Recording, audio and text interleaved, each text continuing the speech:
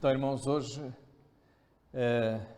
nós vamos dar continuidade àquilo que temos vindo a falar, que é sobre os milagres de Jesus. O maior de todos os milagres é uma vida transformada.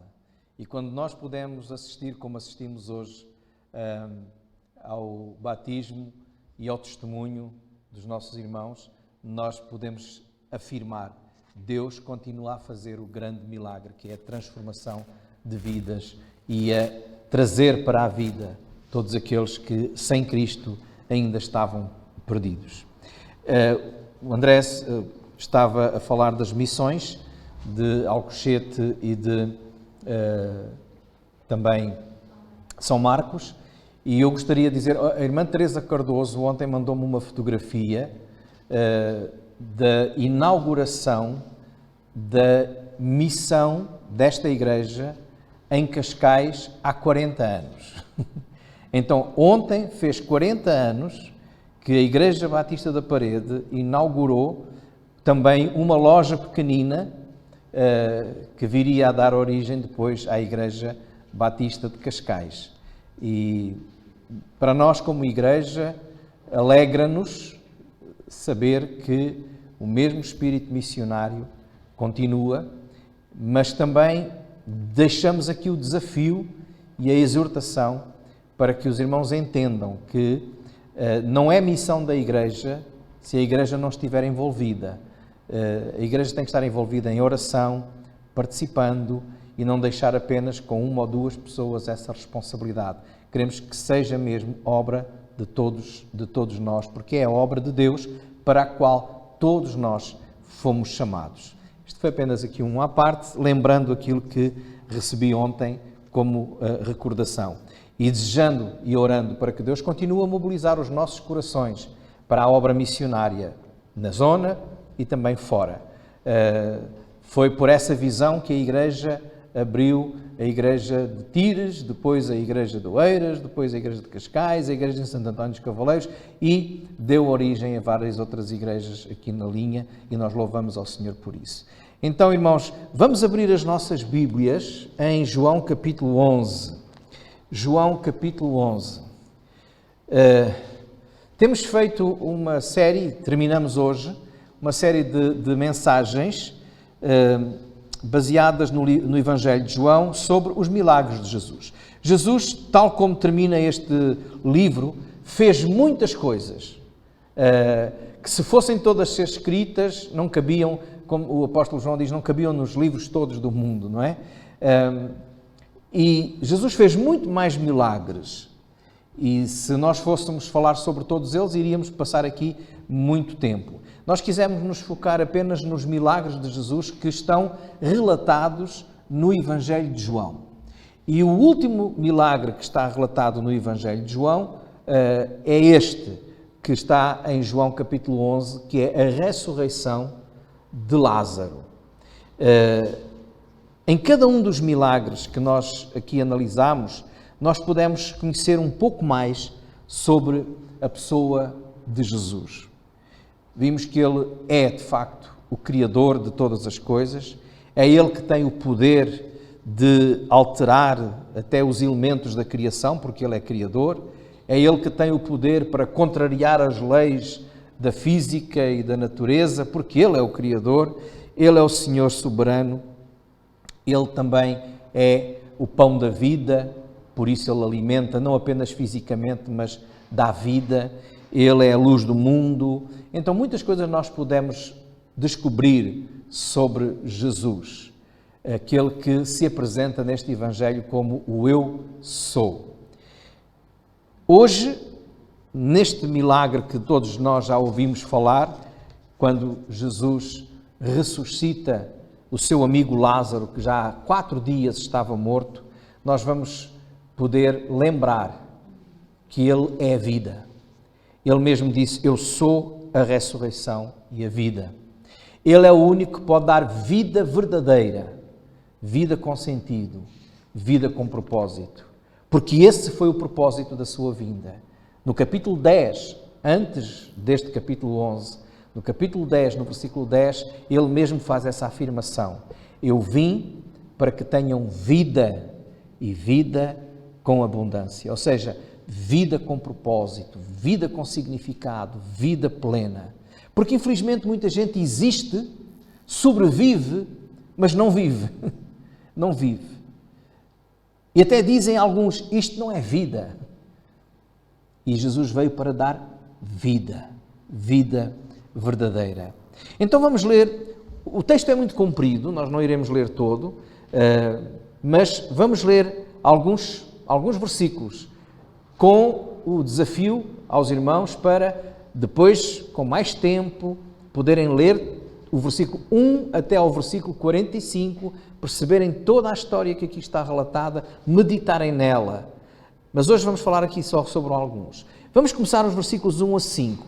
Diz assim: Estava então enfermo um certo Lázaro de Betânia, aldeia de Maria e de sua irmã Marta. E Maria era aquela que tinha ungido o Senhor com o unguento e lhe tinha enxugado os pés com os seus cabelos, cujo irmão, Lázaro, estava enfermo. Mandaram-lhe, pois, as suas irmãs dizer: Senhor, eis que está enfermo aquele que tu amas. E Jesus, ouvindo isso, disse: Esta enfermidade não é para a morte, mas para a glória de Deus, para que o Filho de Deus seja glorificado por ela. Ora, Jesus amava a Marta e a sua irmã e a Lázaro. Então, uma família amada por Jesus. Diz o texto aqui que Jesus amava a Maria, a Marta e ao seu irmão Lázaro. Havia uma relação muito íntima, muito próxima de Jesus com esta família. E a afirmação que é feita aqui, e mais à frente, podemos ver os judeus dizerem: vejam como ele o amava, quando Jesus chora com Marta e com Maria. Porque ele, neste texto ele chora, Jesus chorou, versículo dos mais pequeninos da Bíblia. Tudo isto porque ele amava.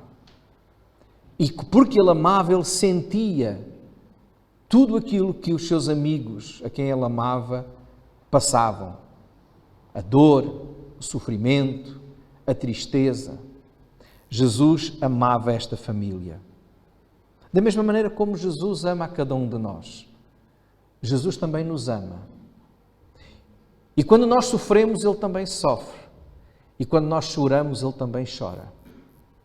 Por isso Jesus não apenas disse, em teoria, chorai com os que choram, mas Ele próprio chora connosco quando nós choramos. Porque Ele sente a nossa dor e o nosso sofrimento. Mas agora nós podemos fazer uma pergunta. Então, se Jesus amava esta família, por que é que Jesus deixou esta família entregue a tão grande sofrimento? Por que é que quando Ele recebeu a notícia, aquelas pessoas que tinham sido enviadas por Marta e por Maria a informá-lo que o seu amigo estava gravemente doente, por que é que Ele não correu logo para impedir que ele morresse? Foi isso que elas disseram. Continuando o texto, nós vamos ver quando Jesus chega, já 4 dias depois de Lázaro estar morto, elas dizem, tanto Marta como depois a seguir Maria: Ah, Senhor, se tu aqui estivesses, o nosso irmão não teria morrido. E aqui fica a pergunta: porquê? Porquê é que Jesus então os deixou passar por tão grande sofrimento, por tão grande dor? Se Ele os amava. E esta é uma pergunta que muitas vezes, hoje ainda, há muitas pessoas que fazem. Se Jesus me ama, porquê é que Ele me deixa estar a passar por esta situação? Se Jesus me ama, porquê é que Ele permite que eu esteja a passar por esta dor tão grande? Porque se Jesus me ama, porquê é que Ele permite que eu sofra? Mais uma vez, e à semelhança daquilo que dissemos na semana passada, quando falámos também de um outro milagre, muitas vezes nós ficamos presos aos porquês. Porquê? Mais uma vez nós vemos Jesus, tal como já tinha dito antes, quando eles perguntaram: porquê é que ele está assim? Foi por causa do pecado dos pais ou dele? E Jesus apontou, não foi para aí, não há aqui causa, não há pecado aqui.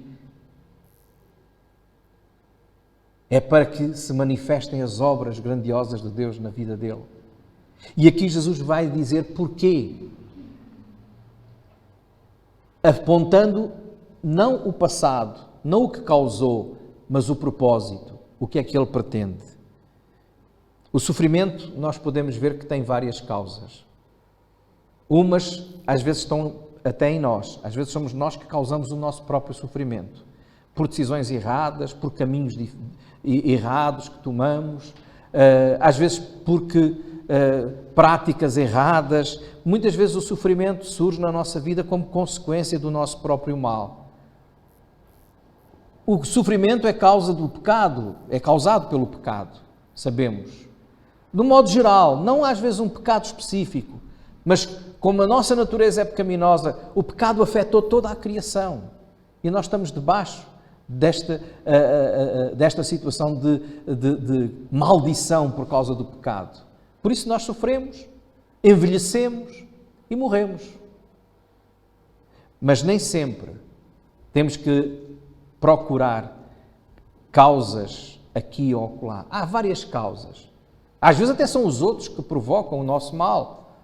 Há muitas causas. Se ficarmos à procura delas, se calhar perdemos-nos.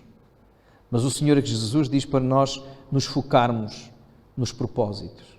E Deus em tudo tem um propósito, porque Deus não deixa nada ao acaso.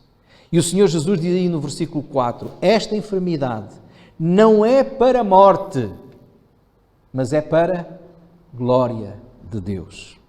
É para glória de Deus. E depois diz, para que o Filho de Deus seja glorificado por ela.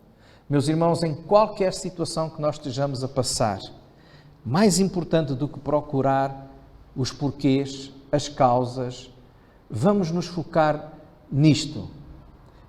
Compreender e saber como é que, através daquela situação, o nosso Deus, o nosso Senhor e Salvador Jesus Cristo pode ser glorificado. É claro que nós pensamos muito em nós. E estamos muito focados em aliviar a nossa dor, o nosso sofrimento, em não passar mal. Mas se nós estivermos focados naquilo que Deus espera de cada um de nós, quando Ele na sua palavra diz, quer comais, quer bebais ou façais outra coisa qualquer, fazei tudo para a glória de Deus. Se nós estivermos focados em glorificar o nome do Senhor com as nossas vidas, tal como Paulo dizia, na vida, na morte, que Deus seja exaltado e glorificado. Qual é o propósito da minha vida? É esse? Jesus disse claramente que o propósito da sua vida era glorificar o Pai. Por isso Ele glorificou o Pai e o Pai o glorificou a Ele também. Em João capítulo 12, nos versículos 27 e 28, nós vemos assim, agora a minha alma está perturbada, é Jesus que está a falar. Que direi eu? Pai, salva-me desta hora? Mas para isso vim a esta hora. Pai, glorifica o teu nome. Então veio uma voz do céu que dizia, já o tenho glorificado e outra vez o glorificarei. Então, o propósito da vinda de Jesus foi glorificar o Pai. O propósito da vinda de Jesus foi glorificar o nome de Deus. E o propósito em todas as coisas é que Deus seja exaltado e glorificado. Em João 13, versículo 31, o capítulo a seguir, os versículos 31 e 32, nós vemos, tendo ele, pois, saído, disse Jesus, agora é glorificado o Filho do Homem e Deus é glorificado nele. Se Deus é glorificado nele, também Deus o glorificará em si mesmo e logo o há de glorificar. Quem é que saiu? Judas, que o ia trair. O Senhor Jesus podia ficar, Senhor, mas porquê é que Ele tem que fazer isto? Porquê é que eu vou à cruz? Propósito, o foco, glorificar a Deus. E às vezes nós ficamos, porquê? Para quê? O foco, glorificar a Deus. João 16, 14. O Senhor anunciava que ia nos deixar, mas por um tempo, não nos deixava órfãos. Iria enviar o Consolador. E no versículo 14 de João 16, ele diz que o Espírito Santo vem com esta missão. Ele me glorificará porque há de receber do que é meu e vou-lo há de anunciar. o Espírito Santo que habita em nós, tem este propósito: glorificar o nome de Deus. Por isso, quando nós olhamos para a carta do apóstolo Paulo em Filipenses, no capítulo 2, ele diz, descrevendo que Jesus deixou toda a sua glória, ele que era o próprio Deus, fez-se homem, humilhou-se, foi à morte, foi à cruz, morreu por nós. E o texto diz no versículo 11 que havia um propósito: que toda a língua confesse que Jesus Cristo é o Senhor. Para quê? Para a glória de Deus Pai. Então, haja o que houver, aconteça o que acontecer, o propósito é glorificar a Deus.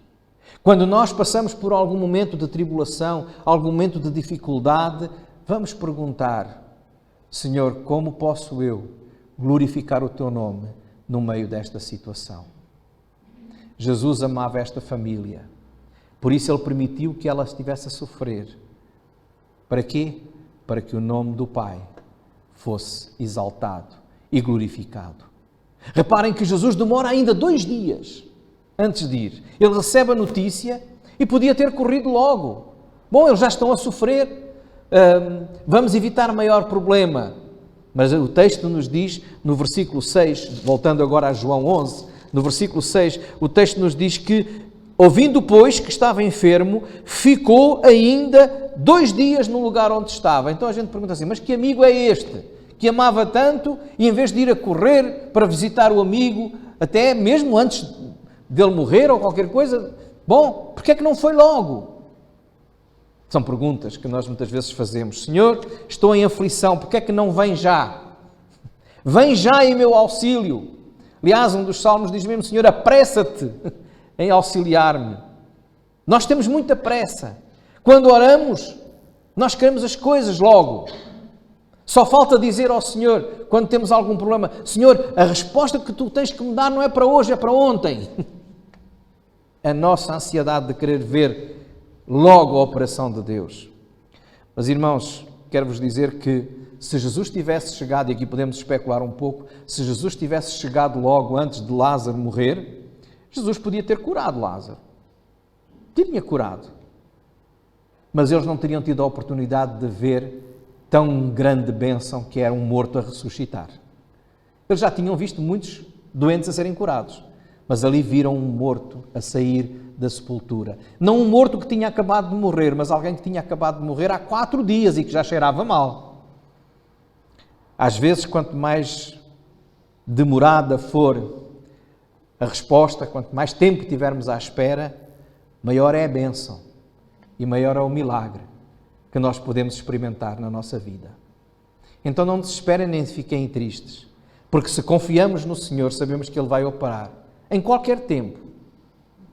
E se for mais tarde, é porque Ele nos quer ensinar como é grande o seu poder e como nos quer trazer uma grande bênção à nossa vida.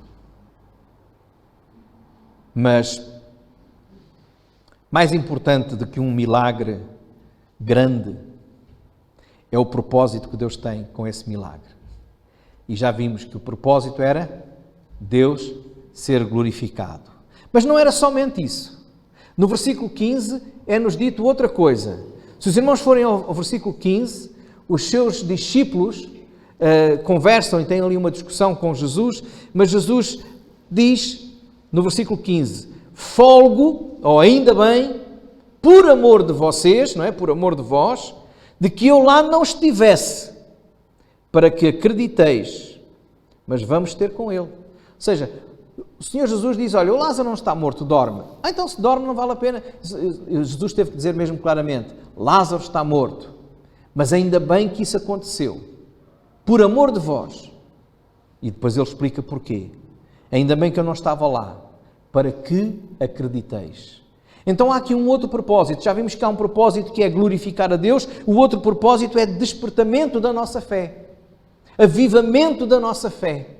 Muitas vezes Deus faz-nos passar por momentos difíceis, não atende logo ao nosso pedido, não vem a correr em nosso socorro, mas Ele está a cuidar. Não apenas da obra que Ele vai fazer em nós, mas sobretudo na fé que Ele quer despertar em nós. Às vezes a nossa fé está adormecida, às vezes a nossa fé está fraca, e Deus ama-nos ao ponto de realizar grandes coisas para que a nossa fé cresça. Mas que tipo de fé? Não apenas uma fé que diz eu acredito que Ele pode fazer alguma coisa. Marta tinha dito isso. Marta acreditava que Jesus tinha poder para fazer qualquer coisa e qualquer coisa impossível. Isso é dito por Marta no versículo 22. Mas Jesus pergunta-lhe se ela crê que Ele tem poder para dar vida. No versículo 17 de João 11, Jesus diz,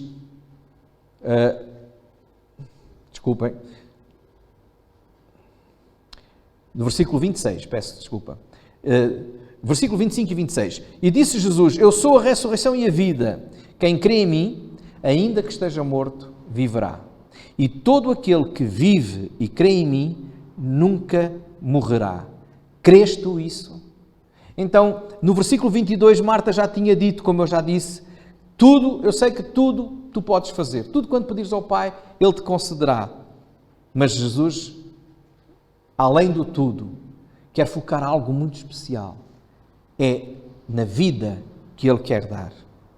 E aí, no versículo 27, Marta faz uma confissão. É a confissão de fé de Marta, que é muito semelhante àquela de Pedro em Mateus 16. Sim, Senhor, creio que Tu és o Cristo, o Filho de Deus, que havia de vir ao mundo. Mais do que milagres, é vida espiritual, vida eterna, vida abundante que Jesus quer oferecer. Então, que fé Jesus aqui desafia? Quando Ele diz, tu crês nisto? Crês mesmo? E ela diz, creio que Tu és o Cristo. Ou seja, há aqui uma confissão de reconhecimento de quem Jesus é, o Filho de Deus, o Messias, o Salvador, aquele que foi enviado com um propósito. Jesus veio para que todos creiam que Ele é o Senhor e é o Salvador. Jesus veio com o desejo que todos confessem que Ele é Filho de Deus, o Messias, o enviado. Não apenas alguém que faz milagres, não apenas um milagreiro. Não apenas, como por exemplo dizem os muçulmanos, que Ele foi um profeta. Foi muito mais do que isso. Muito mais do que fazer milagres. Muito mais, lemos no livro de Hebreus, muito mais do que um anjo. Ele era o próprio Deus que veio para morrer, mas morrer pelos nossos pecados, para nos dar vida, porque é pelo seu sacrifício na cruz que nós temos vida e vida eterna.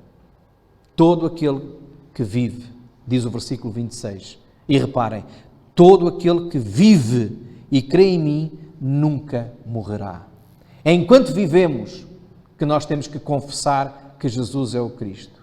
Haverá muitos que se recusam agora, enquanto vivem, a confessar que Ele é o Cristo. Depois de viverem, ou seja, depois de morrerem, já é tarde. Já é tarde. É agora é o dia da salvação. É o dia de crer em Cristo Jesus. E todo aquele que vive e crê em mim nunca morrerá. A pergunta que Jesus fez a Marta, Ele faz a cada um de nós. Crês tu isso? Crês tu também? A Bíblia diz-nos que todos nós estamos mortos. Muitos de nós podemos dizer estávamos mortos. Paulo escreve aos Efésios no capítulo 2 e versículo 1 que nós estávamos mortos nos nossos delitos e pecados. Mas Cristo nos vivificou. Quando alguém é batizado, é esse o testemunho que está a dizer. Eu estava morto, mas eu ressuscitei com Cristo. E agora estou vivo.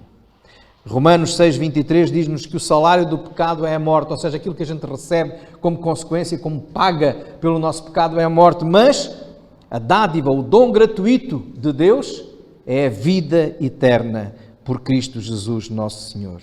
E muitas outras passagens bíblicas nos dizem que quem crê nele tem a vida. Quem crê naquele que me enviou, disse Jesus em João capítulo 5, tem a vida eterna e passou da morte para a vida. Temos nós a certeza disso? Cremos nós nisso? Irmãos, Jesus deixa aqui um convite e um apelo à vida. Ele diz: eu sou, versículo 25, eu sou a ressurreição e a vida. Quem crê em mim, ainda que esteja morto, viverá. Se nós crermos em Jesus, Ele nos desafia, tal como desafiou Lázaro que estava morto. Sai para fora. É um convite à vida. Todos nós somos Lázaros. Todos nós somos Lázaros. Sem vida, mortos, cheirando mal. Às vezes a nossa vida cheira mal, não é? Mas Jesus convida-nos a viver. Para isso nós temos que ouvir a sua voz a chamar-nos e sairmos do nosso sepulcro. Às vezes é o sepulcro da incredulidade, o sepulcro do pecado, o sepulcro do desânimo, o sepulcro da tristeza ou do medo que nos impede de viver. Mas Jesus diz: sai para fora. E se nós tivermos fé nele e crermos nele, o resultado é que vamos receber, tal como Lázaro. Não apenas Lázaro recebeu a vida física, mas também a vida eterna. E nós receberemos como ele a vida eterna. Sai para fora e vive pela fé em Jesus Cristo. Amém.